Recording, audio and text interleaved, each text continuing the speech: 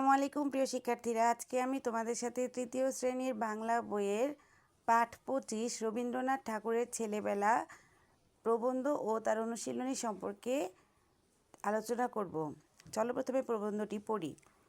রবীন্দ্রনাথ ঠাকুরের নাম আমরা সবাই জানি। তিনি অনেক বড় কবি ছিলেন, কিন্তু স্কুলে পড়তে তার একটুও ভালো লাগতো না।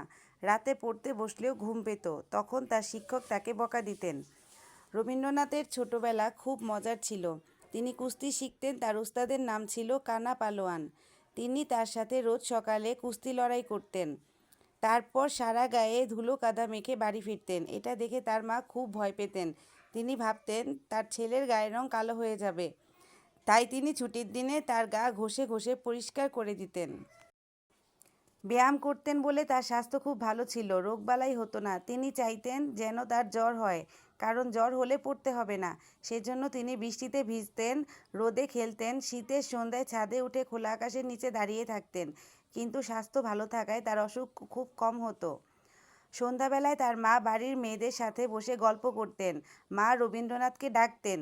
রবীন্দ্রনাথ তাদের পুঁথি পড়ে শোনাতেন, রামায়ণের কাহিনী শোনাতেন, বিজ্ঞানের গল্প শোনাতেন। সবাই খুব খুশি হতো, ভাবতো এতটুকু ছেলে কত কিছু জানে।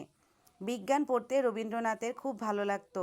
তার বিজ্ঞান শিক্ষকের নাম ছিল সতীনাথ দত্ত। তিনি যেদিন পড়াতে আসতেন না, সেদিন তার খুব খারাপ লাগতো। দুধের মধ্যে পানি থাকে, আর দুধ জাল দিলে পানি বাষ্প হয়ে উড়ে যায়, তাই দুধ ঘন হয়ে যায়। এটা জেনে রবীন্দ্রনাথ খুব অবাক হয়েছিলেন।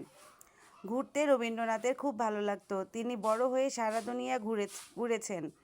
তিনি অনেক কবিতা লিখেছেন, অনেক গান লিখেছেন, অনেক গল্প লিখেছেন। তিনি কবিতার জন্য 1913 সালে নোবেল পুরস্কার পেয়েছেন। রবীন্দ্রনাথের লেখা গান আমাদের জাতীয় সঙ্গীত। রবীন্দ্রনাথ ঠাকুর 1861 সালের 7ই মে, 25শে বৈশাখ তারিখে জন্মগ্রহণ করেন। 1941 সালের 7ই আগস্ট, 22শে শ্রাবণ তারিখে তিনি মৃত্যুবরণ করেন। এবার দেখো কিছু শব্দ দেওয়া আছে, শব্দার্থগুলো পড়ি। কুস্তি এক ধরনের খেলা, পুঁথি এক ধরনের বই, রামায়ণ একটি বইয়ের নাম, অবাক আশ্চর্য হওয়া। এবার দেখো অনুশীলনী। 1 নম্বরে বাক্য লিখি। বকা, মা আমাকে বকা দিয়েছেন, বাইরে যাব না। পালোয়ান, পালোয়ানদের অনেক শক্তি থাকে। বিজ্ঞান, আমার বিজ্ঞান বই পড়তে ভালো লাগে। অবাক, সে আমাকে দেখে অবাক হয়ে গেল। পুঁথি, আগের দিনে লোকেরা পুঁথি পড়ত। 2 নাম্বার যুক্তবর্ণ ভেঙে লিখি ও নতুন একটি শব্দ লিখি। শিক্ষক, ক্ষীয়, কযোগ মূর্ধন্য ষ, শিক্ষা, ক্ষমা। কুস্তি, দন্ত শয়ত সংযুক্ত দন্ত সযুক্ত বস্তি, বস্তা। সন্ধ্যা, দন্ত নয় ধ, দন্ত নযোগ ধ, অন্ধকার, বন্ধ। গল্প, লয়প সংযুক্ত লযোগ প, অল্প, গল্প। এখানে যেহেতু গল্প দেওয়া আছে, আমরা লয়প দিয়ে কল্পকাহিনী লিখতে পারো তোমরা, কল্পকাহিনী।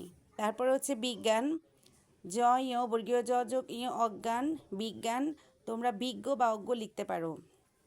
3 নম্বরে দেখো প্রশ্নোত্তর দেওয়া আছে, প্রশ্নোত্তরের উত্তরগুলো পড়ি, চলো। ক, শিক্ষক রবীন্দ্রনাথকে বকা দিতেন কেন?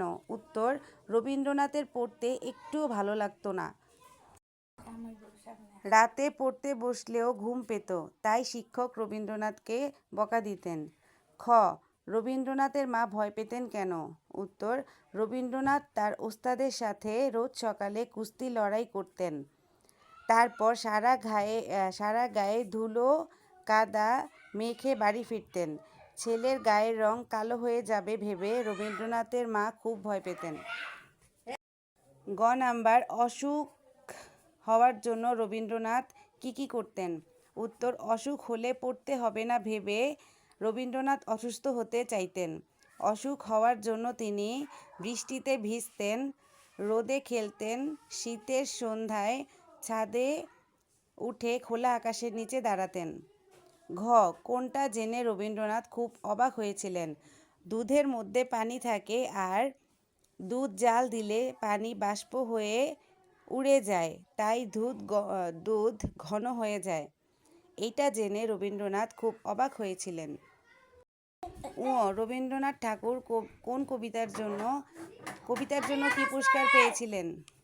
উত্তর, রবীন্দ্রনাথ ঠাকুর তার কবিতার জন্য 1913 সালে নোবেল পুরস্কার পেয়েছেন।